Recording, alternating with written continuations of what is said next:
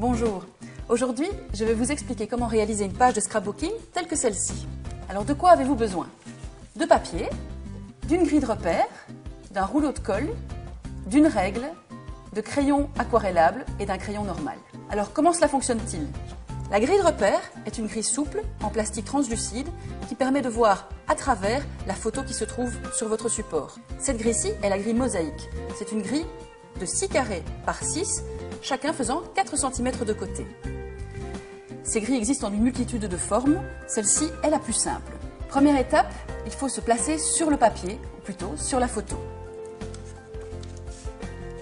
Vous disposez votre grille de manière à sélectionner la zone que vous voulez conserver. Sur ma réalisation, par exemple, certaines zones sont restées au module de base qu'est le petit carré, mais j'ai pu garder de plus grandes photos en sélectionnant 2 carrés par 2. Il s'agit donc de décider ce que vous gardez sur votre photo.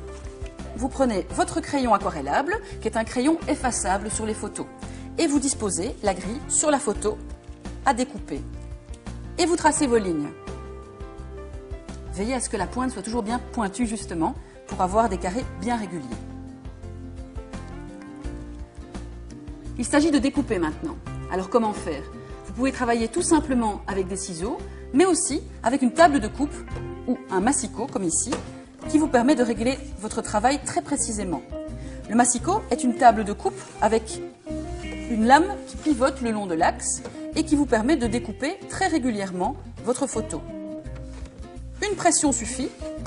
Le morceau qui s'en va part à gauche et voici la partie que l'on conserve. Vous répétez l'opération le nombre de fois que c'est nécessaire. La découpe est faite, il faut maintenant assembler les photos sur votre papier de scrap. Première chose à faire, n'oubliez pas de frotter et d'enlever les marques bleues qui sont sur le bord de la photo avec un petit chiffon. Veillez à mettre un papier brouillon sur votre support de manière à ne pas salir justement la page de scrap sur laquelle vous allez faire votre réalisation.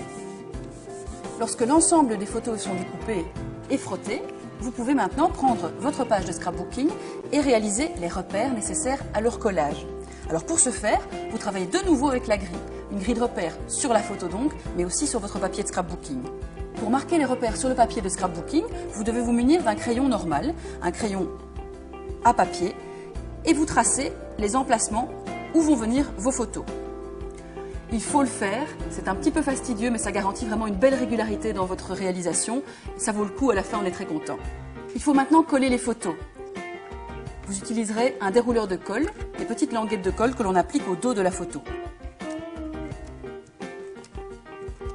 Pas la peine d'en mettre sur tour pour tour, la colle fonctionne très bien. Quelques touches suffisent. Vous réglez vos repères. La colle ne prend pas tout de suite, vous avez le temps de faire des ajustements. Lorsque c'est fait, vous appuyez. N'ayez pas peur de mettre les doigts sur les photos, un petit coup de chiffon à la fin de votre réalisation et il n'y paraîtra plus.